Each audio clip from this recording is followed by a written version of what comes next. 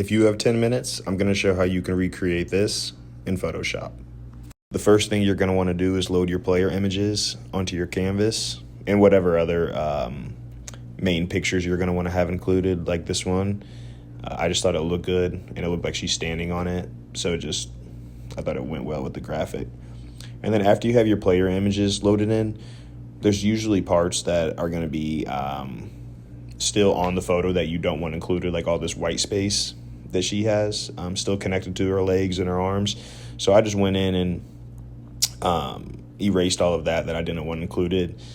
And I obviously speeded it up right here because sometimes it takes a minute.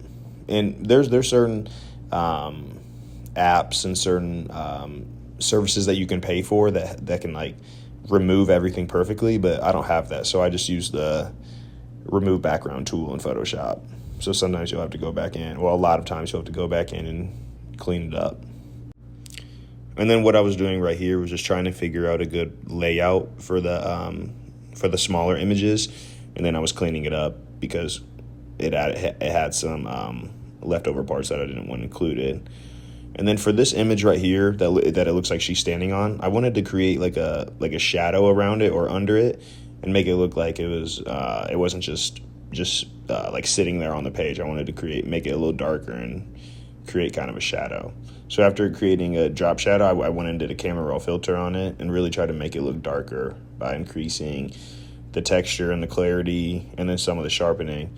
And you can really see the difference now in it. It looks a lot better. And if you want to see the exact edits that I put on the camera raw filter, you can just go back and pause it and see. But it will be different for most of your graphics, most of everybody's graphics. And then right here, I just added some of her accolades into the canvas. I got them from online because she transferred from like a mid-major Division I to Miami, University of Miami this offseason. So she has a lot of accolades that I wanted to include. And then right here, I was trying to blend this background picture. I was trying to blend it more because it was just sitting on the page right there. And then right here, I was adding a camera raw filter to the main picture, which is her holding the flag. And I really wanted to make it pop as much as I could. So I increased the blues and I really increased the texture and the clarity. And then some sharpening on there to try to make it really pop. And then right here, I was just adding some shadows or just one shadow under her foot because I didn't want to add one under the ball. I didn't think it would look very good. And if you want me to do like a full in-depth video on how to make shadows, I can do that, but it's pretty self-explanatory. You just change the shape of the brush and then add some noise and change the opacity. And then right here, I was adding another camera raw filter to the main picture, and I wanted it to pop as much as possible because I didn't think the last filter that I did very good, and I think it looks better here. So I was done with that.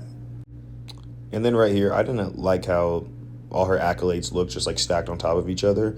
So I wanted to put like her main one above the other ones and just kind of have it stand out more because she won Player of the Year in her conference, and that's definitely more of an accomplishment than the other ones just because it's harder to get. So I wanted to make that the main part of the text and then just have these smaller under it.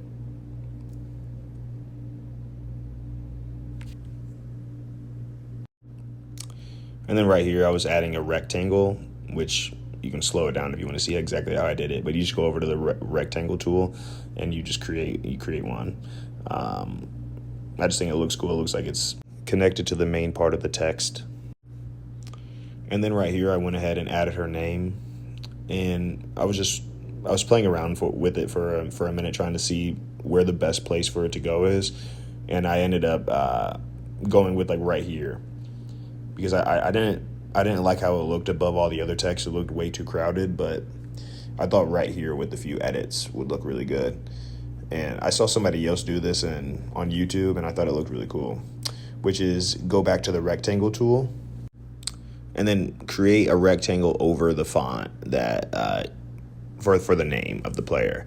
and you can mess around with it to see what looks good and see what font color looks good, because I tried a few different colors like orange and just a few different colors, and I found that black and white just, it looks best in the end.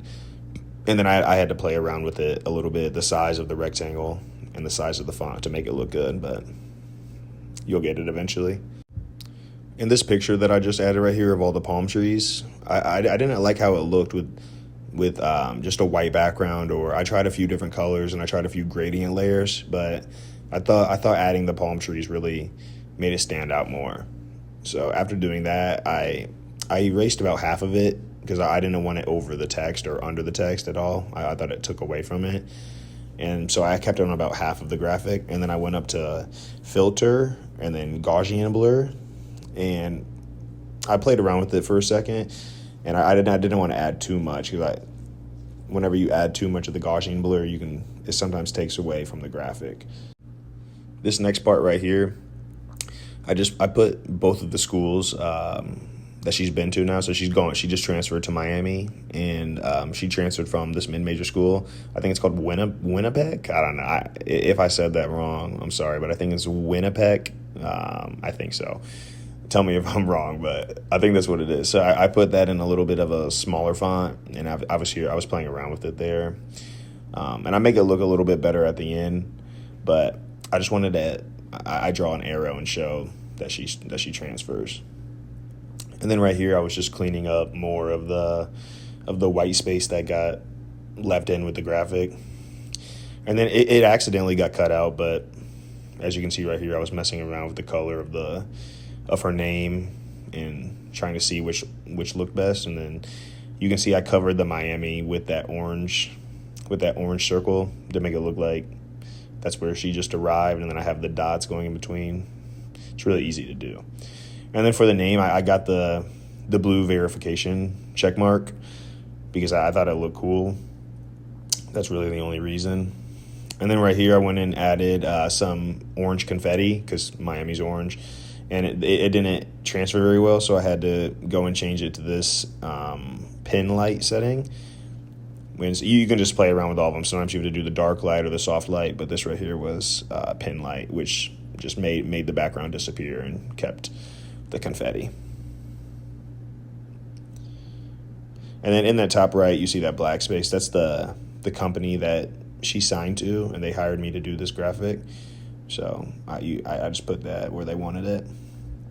And then right here, I was doing some final camera raw filters, and the main thing I do for these usually is add clarity and texture, but it just depends. But those are the main things that I focus on. And then sometimes sharpening, and obviously you can play around with these colors right here to either enhance them more or make them stand out a little bit less. And then that's what I did right here for the other smaller image on the graphic. I just messed around with the camera raw filter settings to try to make it blend really well with the graphic and stand out. And you can slow these down. You can pause it or slow it down if you want to see exactly what I'm clicking.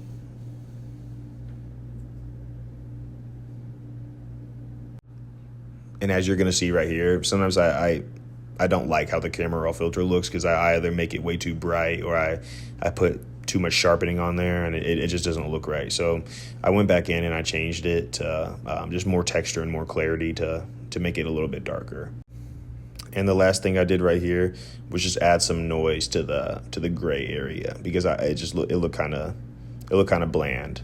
So adding the noise kind of makes it a little bit sharper and stands out more. And here's the final result. Thank you for watching. If you have any suggestions on who I should do next, just let me know. Thank you.